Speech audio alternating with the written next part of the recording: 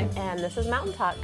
And you know, I was thinking today, I was driving here and there was this little kid sitting outside and she was freezing. She didn't have her jacket on. And I was like, oh my gosh, poor baby. But then I thought about it and I was like, you know. She probably didn't put her jacket on. Yeah, because my kid has done that before. And then I even thought further into it. And when you think about it in Arizona, I bet you that we're at the schools, we are the highest population for kids leaving their jackets behind, because you go to school and it's like 6 degrees or 10 degrees, and then by like by the time you get off, oh yeah, you're like, oh, it's like 65, 75 degrees. I don't need my jacket anymore.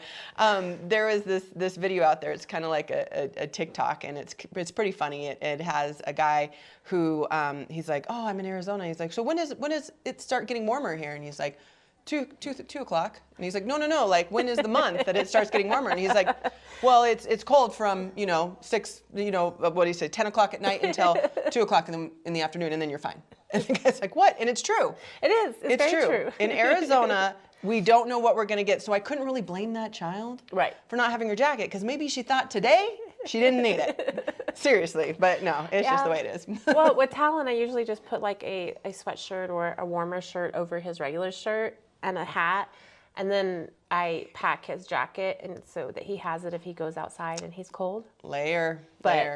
Me and my 13-year-old argue all the time. She has a shacket, she calls it, and it's just a flannel. Oh. Mm-hmm. And I'm like, that's not a jacket. No, it's a shacket, Mom. It's fine. It's because it's the fashion. Oh my gosh, put on a jacket. Just wear a jacket. Jeez, I know. Well, speaking of kids, for family events this week, we still have the Nights of Lights at Jack Barker Park. So there by the Blue Ridge School District, they have that whole park lit up still, and that'll be till the end of the month. And then also on Friday, January 29th and Saturday, January 30th at 9 a.m. is the 18th Sunrise Winter Games up at Sunrise Park. So this was to have dog sledding, dog pull weight, something or another. So anyway, they're supposed to have a couple of different events, so it should be fun to see. So is it so they're like, I'm sure they have a snowboarding competition, right? Like I'm that, guessing. Or skiing competition. The event didn't say a whole lot. It just said check back later. I remember one year they did pond skimming.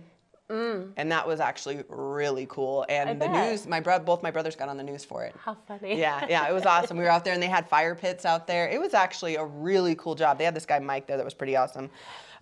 Enjoyed it. I'm sure they have got snow too. Yes, I'm sure they have had snow. Yeah, because it's been or they're cold. At least making it. Yeah, well, I know they've made it from the beginning, but then I think it's snowed pretty good out there. Yeah. At least over the weekend, it seemed like it was snowing. What was it, Saturday or Sunday? It snowed. Yeah, here. yeah, it did. So they got a little bit, so they had to have gotten. Yeah, they've gotten some stuff. So as far as adults go, Friday, January 29th, Saturday, January 30th, at 7 p.m. is the Chris Kane at the Lion's Den. That's the Chris Kane Trio. Lion's Den is an awesome atmosphere for families, fun.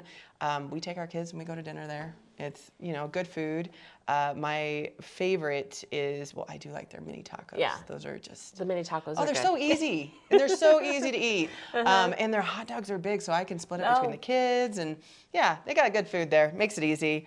So check it out. We also have, you can visit the Lodge. The Lodge has, Devin knows how to cook at the Lodge. They got some good food there. We got events. I'm sure you can check their Facebook out. The House got a new sandwich. It's great to check out there. Yep. Lots of adult things you can do. And you need to start thinking about Valentine's Day. Yes. Just saying. Just throwing it out there. Impress your loved one. And if you don't have a loved one, don't worry about it. You'll go out and with a bunch of friends and celebrate friendship, love. It doesn't matter.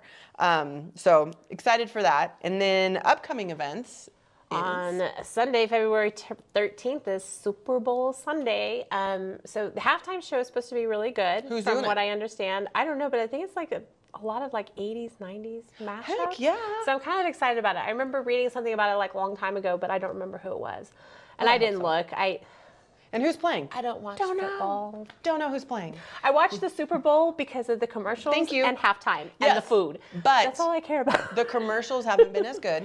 No, they haven't. And come on, people. Last year, I don't remember seeing a Clydesdale commercial, and those are my favorite. You know, those are my favorite. do you remember the Coca-Cola commercials? There's oh so much. Gosh, yes. So my favorite Super Bowl commercial ever was, it was a football game, and there was a referee out there, and it said, you know, number 42, face masks, you know, 40-yard penalty, or however they do it.